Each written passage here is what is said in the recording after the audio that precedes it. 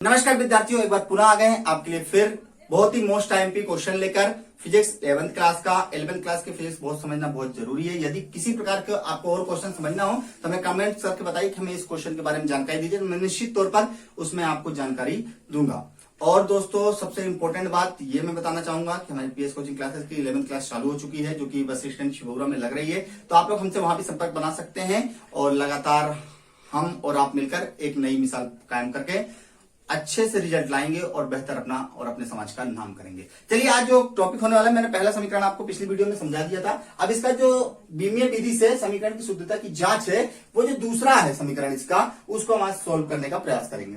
तो s बराबर UT plus 1/2 AT square. यहां पर एक चीज ध्यान देंगे, s बराबर आपको विस्थापन दिया है, ठीक है ना। u बराबर प्रारंभिक वेग है, v बराबर अंतिम वेग है, a बराबर त्वरण है, t बराबर समय। यदि इसको भी समझना चाहेंगे तो मैं इसकी वीडियो आपके लिए बेहतरीन तरीके से लाने वाला हूं, तो आप निश्चित तौर पर रहिए और टेंशन न लीजिए, इसकी वीडियो भी जल्दी आने वाली है।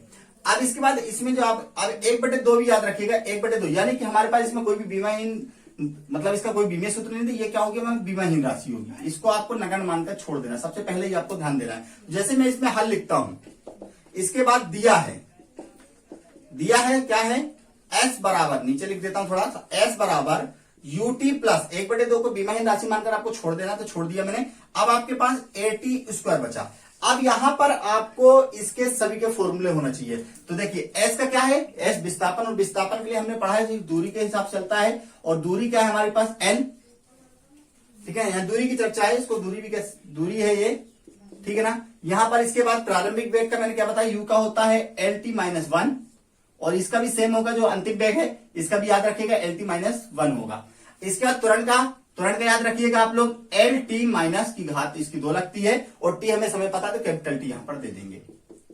इतनी चीज आपको बेहतरीन तरीके से याद रखना है अगर आपको समीकरण के 1, 2 और 3 नियम को अच्छे से बीमीय से शुद्धता की जांच करनी है। अब यहां पर जो s दिया है, s कितना दिया, l दिया हुआ, तो मैं l लिख दे रहा हूं यहां पर। बराबर में u का कितना दिया है, u का दिया है LT-1, t कितना है, t का कैपिटल T है।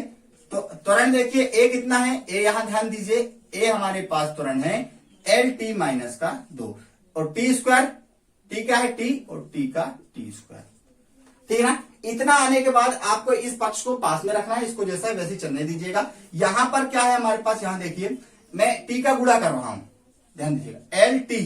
अब t का जिससे भी गुणा होगा, यहां ध्यान दीजिए, कोई भी संख्या अगर सेम है तो उसकी घातें क्या होती, जुड़ जाती हैं। तो t-1 + 1 हो जाएगा, तो माइनस प्लस कट जाएगा, t की घात कितनी आ गई, 0। यहां पर देखिए t की घात कितनी लग दीजिए, 0, ठीक है।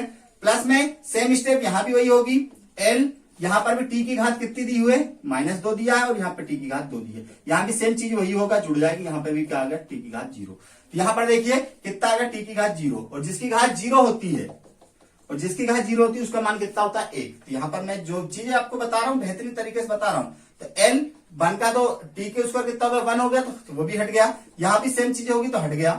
अब आगे बढ़िए, l बराबर 1 और 1 कितना हो गया, 2l हो गया, ठीक है ना। और यहां पर आपको क्या करना है, 2 मैंने क्या बताया, जिस प्रकार बीमाहीन राशि और बीमाहीन राशि को छोड़ दिया जाता है मान के, उसको छोड़ दीजिए 2 को। तो यहां पर क्या हो गया, l बराबर कितना आ गया आपका, l।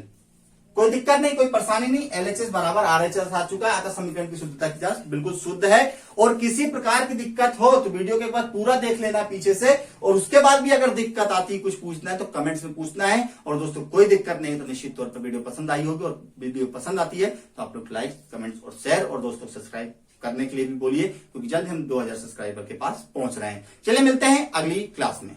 जय हिंद।